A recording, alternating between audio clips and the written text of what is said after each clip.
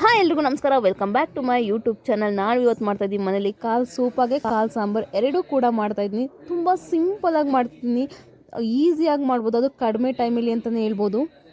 ಮನೆಯಲ್ಲಿ ಬಾಣ್ತಿರಿದ್ದಾರೆ ಅಂದರೆ ಬಾಣ್ತಿರಿಗಂತೂ ತುಂಬ ಒಳ್ಳೆಯದು ಕಾಲು ಸೂಪ್ ಅಂತಲೇ ಹೇಳ್ಬೋದು. ಇಲ್ಲಿ ನಾನು ಮೇಕೆಯ 4 ಕಾಲುಗಳನ್ನು ತೊಗೊಂಡಿದ್ವಿ, ಅಂದರೆ ಇಲ್ಲಿ ನಾವು ಚಿಕ್ಕ ಚಿಕ್ಕ ಪೀಸ್ ಮಾಡಿ ಹಾಕಿದ್ದೀವಿ. ಈಗ ಹೇಗೆ ಮಾಡೋದು ಕಾಲು ಸೂಪು ಮತ್ತು ಕಾಲು ಸಾಂಬಾರು ಅಂತ ಹೇಳ್ತಾ ಹೋಗ್ತೀನಿ, ಬನ್ನಿ. ಮೊದಲಿಗೆ ಒಂದು ಬಾಣಲಿ ಇಟ್ಕೊಳ್ಳಿ. ಬಾಣಲಿಗೆ ಒಂದು 2 ಸ್ಪೂನಷ್ಟು ಎಣ್ಣೆ ಹಾಕ್ಕೊಳ್ಳಿ. ನಾನು ಚಿಕ್ಕ ಸ್ಪೂನನ್ನೇ 2 ಸ್ಪೂನ್ ಹಾಕ್ಕೊಂಡಿದ್ದೀನಿ, ಜಾಸ್ತಿ ಹಾಕೋಬೇಡಿ.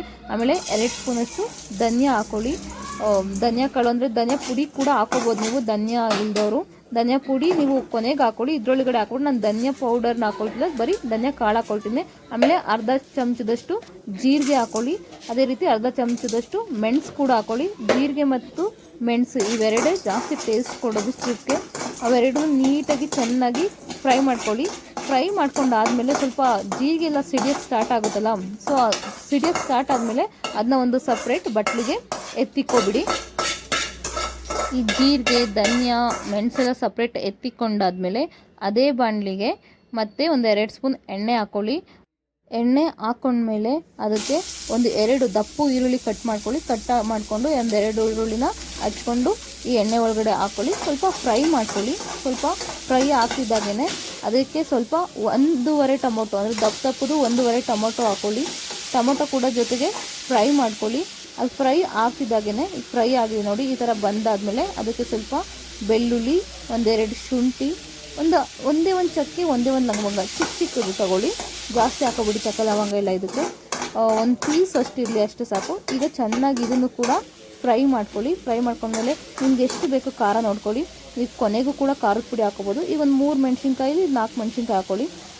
ಅದಕ್ಕೆ ಸ್ವಲ್ಪ ಪುದೀನ, ಜಾಸ್ತಿ ಪುದೀನ ಎಲ್ಲ ಹಾಕೋಬೇಡಿ, ಚಿಕನ್ ಫ್ರೈಗೆಲ್ಲ ಹಾಕೊಂಡಂಗೆ ಒಂದು 4-5 ಪುದೀನ, ಅದೇ ರೀತಿ ಸ್ವಲ್ಪ ಕೊತ್ತಂಬರಿ ಕೂಡ ಹಾಕ್ಕೊಂಡು ಆರಕ್ಕೆ ಅದು ಆರ್ಕೊಂಡ್ಮೇಲೆ ಅದಕ್ಕೆ ನೀವು ಮೊದಲು ಹುರ್ಕೊಂಡಿದ್ರಲ್ಲ ಜೀರಿಗೆ ಮೆಣಸು ಧನಿಯಾ, ಅದನ್ನು ಹಾಕ್ಕೊಳ್ಳಿ. ಅದ್ರ ಜೊತೆಗೆ ಈಗೇನು ನೀವು ಫ್ರೈ ಮಾಡ್ಕೊಂಡಿದ್ರಲ್ಲ ಈರುಳ್ಳಿ ಟೊಮೊಟೊ ಶುಂಠಿ ಬೆಳ್ಳುಳ್ಳಿ, ಅದನ್ನು ಕೂಡ ಇದ್ರೊಳಗಡೆ ಹಾಕ್ಕೊಂಡು ಚೆನ್ನಾಗಿ ನೀಟಾಗಿ ರುಬ್ಕೊಳ್ಳಿ.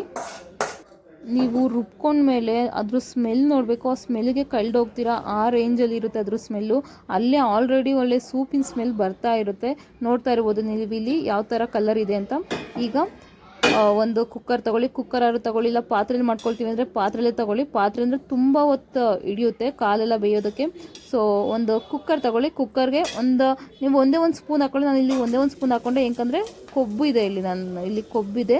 ಸೊ ಹಾಗಾಗಿ ನಾನು ಕೊಬ್ಬನ್ನು ಕೂಡ ಇಲ್ಲಿ ಎಣ್ಣೆ ಒಳಗಡೆ ಹಾಕ್ಕೊಳ್ತೀನಿ. ಇದು ಎಣ್ಣೆ ಬಿಟ್ಕೊಳ್ಳುತ್ತೆ, ಕೊಬ್ಬಿನ ಅಂಶ ಬಿಟ್ಕೊಳ್ಳುತ್ತೆ, ಹಾಗಾಗಿ ನಾನು ಒಂದೇ ಒಂದು ಸ್ಪೂನ್ ಹಾಕ್ಕೊಂಡಿದ್ದೀನಿ.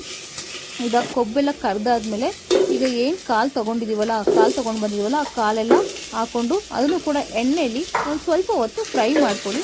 ಚೆನ್ನಾಗಿ ಫ್ರೈ ಮಾಡ್ಕೊಂಡು ಅದೆಲ್ಲ ಸ್ವಲ್ಪ ಬಿಸಿ ಆಗ್ತಿದೆ ಅನ್ನಂಗೆ ಅದಕ್ಕೆ ಸ್ವಲ್ಪ ಅರಿಶಿನ ಕೂಡ ಹಾಕ್ಕೋಬೋದು ನೀವು. ಅರಿಶಿನ ನೋಡಿ ಚೆನ್ನಾಗಿ ಹುರ್ಕೊಳ್ಳಿ.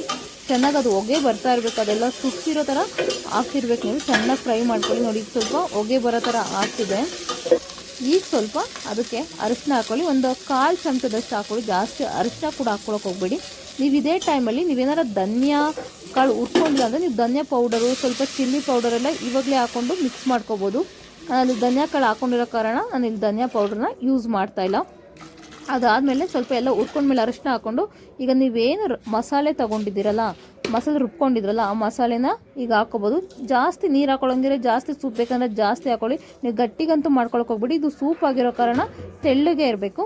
ಅದು ನೀರೆಲ್ಲ ನಿಮ್ಗೆ ಎಷ್ಟು ಬೇಕು ಹಾಕ್ಕೊಂಡಾದ್ಮೇಲೆ ಅದಕ್ಕೆ ಸ್ವಲ್ಪ ನಿಮಗೆ ರುಚಿಗೆ ತಕ್ಕಷ್ಟು ಉಪ್ಪು ಹಾಕ್ಕೊಳ್ಳಿ. ಚೆನ್ನಾಗಿ ಮಿಕ್ಸ್ ಮಾಡಿದಾದ್ಮೇಲೆ ನೋಡಿ ಇಲ್ಲಿ ಏನು ಸಖತ್ತಾಗಿ ಕಾಣ್ತಿದೆ. ನೋಡ್ತಿದ್ರೆ ಈಗಲೇ ಒಳ್ಳೆ ಕುಡ್ಕೊಬಿಡೋಣ ಅನ್ನೋಷ್ಟು ಅಷ್ಟು ಅಲ್ಲೇ ಸ್ಮೆಲ್ ಹಂಗೆ ಬರ್ತಿದೆ. ನಿಜವಾಗ್ಲೂ ಹೋಟೆಲ್ಗಿಂತ ತುಂಬ ಚೆನ್ನಾಗೇ ಆಗಿತ್ತು ಸೂಪ್ ಅಂತಲೇ ಹೇಳ್ಬೋದು. ಈಗ ಒಂದು 7 ವಿಸಲು 8 ವಿಸಲು ಕೂಗಿಸ್ಕೊಳ್ಳಿ ಮುಚ್ಚಿಬಿಟ್ಟು, ಅಂದರೆ ರುಚಿಗೆ ತಕ್ಕಷ್ಟು ಉಪ್ಪು ಹಾಕೊಂಡ್ಮೇಲೆ ಮುಚ್ಚಿ.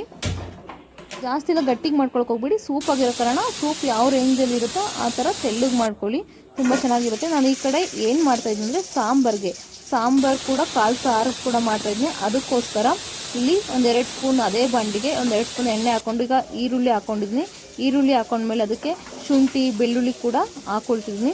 ಶುಂಠಿ ಬೆಳ್ಳುಳ್ಳಿ ಹಾಕ್ಕೊಂಡು ಅದನ್ನು ಕೂಡ ಚೆನ್ನಾಗಿ ಫ್ರೈ ಮಾಡ್ಕೊಂಡು ಉಟ್ಕೊಂಡು ಈಗ ಅದಕ್ಕೆ ಸ್ವಲ್ಪ ಚಕ್ಕೆ ಲವಂಗ ನೀವು ನೋಡ್ತಿರ್ಬೋದು. ಇಲ್ಲಿ ಒಂದು ಅರ್ಧ ಟೊಮೊಟೊ ಕೂಡ ಹಾಕ್ಕೊಳ್ಳಿ. ಅರ್ಧ ಟೊಮೊಟೊ ಹಾಕ್ಕೊಂಡ್ಮೇಲೆ ಒಂದು 5 ನಿಮಿಷ ಫ್ರೈ ಮಾಡಿ ಅದಾದಮೇಲೆ ಅದಕ್ಕೆ ಒಂದು 3 ಲವಂಗ, ಒಂದೆರಡು ಚಕ್ಕೆ, ಆಮೇಲೆ ಕಾಯಿ. ನಾನು ಅರ್ಧ ಹೋಳು ತೊಗೊಂಡಿಲ್ಲ, ಒಂದು ಕಾಲು ಭಾಗದಷ್ಟು ಕಾಯಿ ತೊಗೊಂಡಿಲ್ಲ ಅಷ್ಟೇ. ನಾನು ಸ್ವಲ್ಪನೇ ಸಾಂಬಾರು ಮಾಡ್ತಿರೋದು, ಅದಕ್ಕೋಸ್ಕರ ಸ್ವಲ್ಪ ಕಾಯಿ, ಒಂದು ಅರ್ಧ ಹೋಳಷ್ಟು ಕಾಯಿ, ಅದೇ ರೀತಿ ಸ್ವಲ್ಪ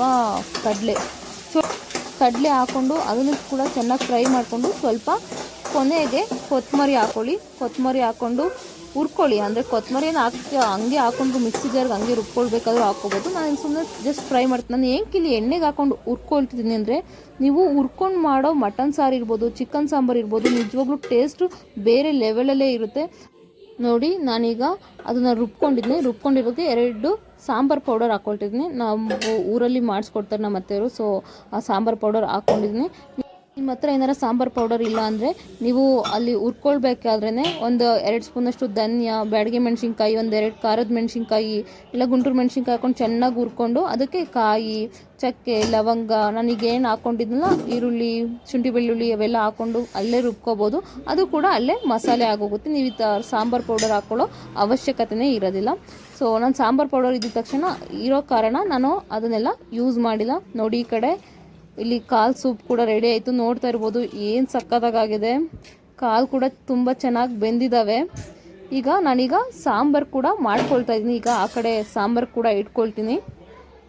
ಈಗ ಸಾಂಬಾರಿಗೆ ಆಲ್ರೆಡಿ ತಪ್ಪಲಿ ಇಟ್ಟಿದ್ದೀನಿ. ತಪ್ಪಲಿಗೆ 1-2 ಸ್ಪೂನು ಎಣ್ಣೆ ಹಾಕ್ಕೊಂಡಿದ್ದೀನಿ. ಎಣ್ಣೆ ಹಾಕ್ಕೊಂಡ್ಮೇಲೆ ನೀವು ನೋಡಿರ್ಬೋದು ಕೊಬ್ಬು ಇನ್ನೊಂದು ಸ್ವಲ್ಪ ಇತ್ತು, ಅದನ್ನ ಸಾಂಬಾರಿಗೆ ಹಾಕೋಣ ಅಂತ ಇಟ್ಟಿದ್ದೆ ಅವಾಗಿಂದ. ಈಗ ಕೊಬ್ಬು ಚೆನ್ನಾಗಿ ಕರ್ಗೋವರೆಗೂ, ಅಂದರೆ ಅದು ಕೂಡ ಎಣ್ಣೆ ಬಿಟ್ಕೋಬೇಕು.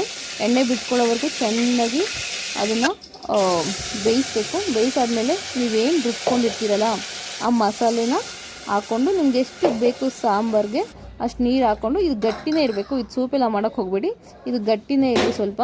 ಅಂದರೆ ಗಟ್ಟಿ ಅಂದರೆ ತುಂಬ ಗಟ್ಟಿ ಬೇಡ, ಸಾಂಬಾರಿಗೆ ಯಾವ ಇದರಲ್ಲಿರುತ್ತೋ ಆ ರೇಂಜಲ್ಲಿ ಸಾಕು. ಆಮೇಲೆ ಸ್ವಲ್ಪ ಉಪ್ಪು ಹಾಕ್ಕೊಳ್ಳಿ. ಉಪ್ಪು ಹಾಕ್ಕೊಂಡ್ಮೇಲೆ ಸ್ವಲ್ಪ ಒಂದೆರಡು ಮಳ್ಳಾದ್ಮೇಲೆ ನಾನು ಇದರಲ್ಲಿರೋ ಕಾಳುಗಳು ಏನಿದೆಯಲ್ಲ, ಸೂಪಲ್ಲಿರೋ ಕಾಳುಗಳನ್ನ ತೆಗೆದು ನಾನು ಸಾಂಬಾರ್ಗೆ ಹಾಕ್ಕೊಂಡಿದ್ದೀನಿ. ನಿಜವಾಗ್ಲೂ ಟೇಸ್ಟ್ ಹೆಂಗೆ ಇಳ್ಕೊಳ್ಳುತ್ತೆ ಅಂತ 100% ಟೇಸ್ಟ್ ಇಳ್ಕೊಳ್ಳುತ್ತೆ. ಅದಕ್ಕೆ ನಿಜವಾಗ್ಲೂ ಸಕ್ಕತ್ತಾಗಿತ್ತು ಅಂತಲೇ ಹೇಳ್ಬೋದು. ಸಾಂಬಾರು ಕೂಡ ಚೆನ್ನಾಗಿದೆ, ಅದೇ ರೀತಿ ಸೂಪ್ ಕೂಡ ಚೆನ್ನಾಗಿದೆ. ಈ ಕಡೆ ಸೂಪು ಆಯಿತು, ಆ ಕಡೆ ಸಾಂಬಾರು ಕೂಡ ಆಯಿತು. ನೋಡಿ, ಈಗಾದಮೇಲೆ ಕಾಲು ಹಾಕ್ಕೊಂಡ್ಮೇಲೆ ಅದು ಚೆನ್ನಾಗಿ ಮಳಬೇಕು. ಸಾಂಬಾರೆಲ್ಲ ಚೆನ್ನಾಗಿ ಮರಳಿದ್ಮೇಲೆ ನಿಜವಾಗ್ಲೂ ಸಾಂಬಾರು ಟೇಸ್ಟು ಸೂಪರ್. ನೋಡಿ, ಈ ಕಡೆ ಸಾಂಬಾರು ಕೂಡ ಆಗಿದೆ ಆಲ್ರೆಡಿ. ನೋಡ್ತಾ ಇರ್ಬೋದು ಏನು ಸಕ್ಕತ್ತಾಗಿ ಕಾಣ್ತಿದೆ ಅಂತ. ನಾನು ಈ ಕಡೆ ಸಾಂಬಾರು ಇನ್ನೊಂದು ಸ್ವಲ್ಪ ಬೇಯಷ್ಟರಲ್ಲಿ ನೋಡೋಣ ಹೆಂಗಾಗಿದೆ ಸೂಪ್ ಟೇಸ್ಟ್ ಅಂತ ನೋಡ್ತಾ ಇದ್ದೆ. ಯಪ್ಪ, ನಿಜವಾಗ್ಲೂ ಸಕ್ಕತ್ತಾಗಿತ್ತು. ಏನೋ ಒಂಥರ ಕುಡಿತಾರೆ, ಅದು ಏನೋ ಒಂಥರ ಫೀಲಿಂಗೇ ಬೇರೆ. ಅಮೇಝಿಂಗ್ ಆಗಿತ್ತು ಕಾಲು ಸೂಪ್ ಅಂತೂ. ನೋಡಿ, ಈಗ ಸಾಂಬಾರು ಕೂಡ ರೆಡಿ ಆಗಿದೆ. ಈಗ ಕಾಲು ಸೂಪು ಮತ್ತು ಸಾಂಬಾರು ನೋಡ್ತಾ ಇದ್ರೇ ಅಪ್ಪ ಏನು ಸಕ್ಕತ್ತಾಗಿ ಕಾಣ್ತಾ ಇದೆ. ಕುಡಿಯೋಕ್ಕೂ ಅಷ್ಟು ಸಕ್ಕತ್ತಾಗಿದೆ. ಸಾಂಬಾರು ಕೂಡ ಅಮೇಝಿಂಗ್ ಆಗಿದೆ. ಈ ಸಲ ಒಂದ್ಸಲನಾರು ಈ ಥರ ಟ್ರೈ ಮಾಡಿ, ಹಂಗೆ ಸಬ್ಸ್ಕ್ರೈಬ್ ಮಾಡೋದನ್ನ ಮರಿಬೇಡಿ. Thank you.